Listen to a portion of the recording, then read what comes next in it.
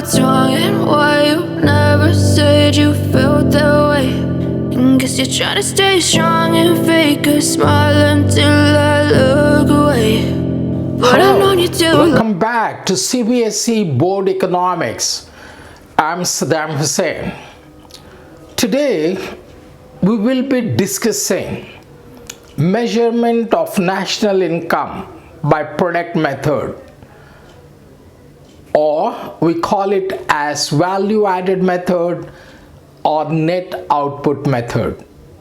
By all names, the answer remains the same. How do you measure national income by product method or value added method or net output method?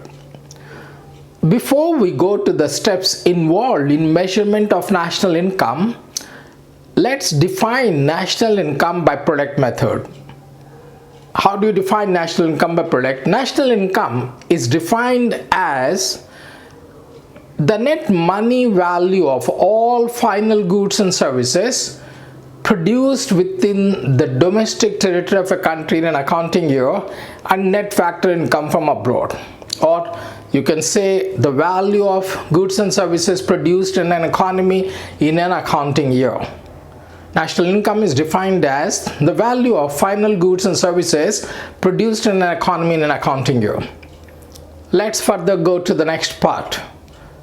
What steps are involved in the measurement of national income by product method or output method or value added method? There are a few steps we take, or the National Statistical Organization (NSO) take the following steps to measure national income by product method. The first step is classification of industries. All the industries in the economy are classified into three categories.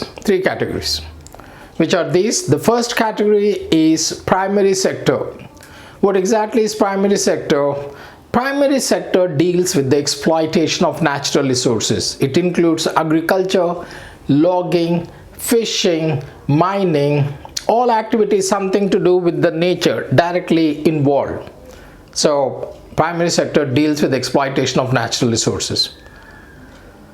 So we're categorizing the industries. We're categorizing the whole economy into three sectors. Number one is the primary sector. The second one is secondary sector. Secondary sector also we call it as manufacturing sector. What comes under this? All industries come here. Maybe manufacturing sugar from sugar cane comes under secondary sector. Manufacturing clothes from cotton comes under secondary sector. So secondary sector is basically industrial sector. And the last sector is tertiary sector. What exactly is tertiary sector? We call it as service sector. In this, transportation, communication, teaching, lawyers, doctors, people who provide services all come under this. So the first step, you got it, classification of industries. All the industries, we can classify them into three categories: primary sector, secondary and tertiary sector. The next step, what exactly is the next step? The second step is estimating gross value of output, GVO at MP, gross value of output at market price of each enterprise of each sector. Mind it, in all these three sectors, there are so many subsectors. So you take every enterprise of these three categories, three sectors, and take subsectors. So what is the next step? Estimating gross value of GVO at MP of each enterprise of each sector. How do you find out GVO at MP? Gross value of output is equal to sales plus change in stock. That's a standard formula. Or the quantity produced by an enterprise multiply with the price, you get the gross value of output. Sales plus change in stock, gross value of output of each enterprise of each sector. The third step is estimating gross value added at market price of each enterprise of each sector. How do you get gross value added at market price of each enterprise of each sector? From gross value of output, you subtract intermediate consumption expenditure, you get gross value added at market price. The formula GV at MP is equal to GV at MP minus intermediate consumption expenditure. Next step, estimating net value added at market price. How do we find out net value added from gross value added market price?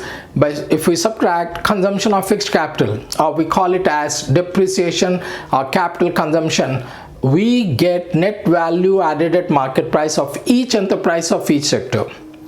The next step is estimating net value added at factor cost. How do you get net value added at factor cost? By subtracting NIT, net indirect taxes, that is indirect taxes minus subsidies, from net value at market price. You get net value added at factor cost. Okay, so you got it. GV at MP, GV at MP, and NV at MP and NV at FC. Okay, these steps you had seen initially also when you are learning the basic concepts of this chapter. The next major step is estimating NDP at factor cost, that is net domestic product at factor cost, which is nothing but domestic income. How do you get NDP at factor cost? By adding the net value added at factor cost of all enterprises in all the three sectors, primary, secondary, tertiary sectors, you get NDP at factor cost. The formula NDP at factor cost is equal to NV at factor cost of primary sector plus NV at factor cost of secondary sector plus NV at factor cost of tertiary sector. You got NDP at factor cost, which is nothing but domestic income. And the last step is estimating national income or NNP at factor cost. We can find out national income or NNP at factor cost by adding net factor income from abroad to NDP at factor cost. We get NNP at factor cost or national income. What exactly is NFIA, net factor income from abroad? It is the difference between the factor income received by the residents of the country from other countries and the factor payments made to the non-residents, to the foreigners within the country. NFIA, factor income received from abroad minus factor income paid to abroad. Factor income from the rest of the world minus factor income paid to the rest of the world. So by adding this, you get NNP, which is nothing but national income at factor cost. That's it. To do the numerical, I'll give you a simple formula. So do it vertically. You find out gross value added at market price of primary sector. How do you find out? GV at MP of primary sector minus intermediate consumption of primary sector. Same way, find out gross value added at market price of secondary sector. GVO at market price of secondary sector minus intermediate consumption of the secondary sector. You get GV at MP of secondary sector, and gross value at market price of tertiary sector, that is GVO at MP of tertiary sector minus intermediate consumption. You get gross value added at market price of tertiary sector. So in simple, GV at MP of primary sector, GV at MP of secondary sector plus GV at MP of tertiary sector. When you add up all these, gross value added at market price of three sectors, you get straightway GDP at MP, gross domestic product at market price, minus depreciation of all the sectors, three sectors, primary, secondary, tertiary sector. You get NDP at market price, minus NIT of all the three sectors. You get NDP at factor cost, which is nothing but domestic income. To this you add NFIA, you get NNP at factor cost or national income. It's that simple. Along with this, you will be doing precautions of this method that I'll tell you as a separate question.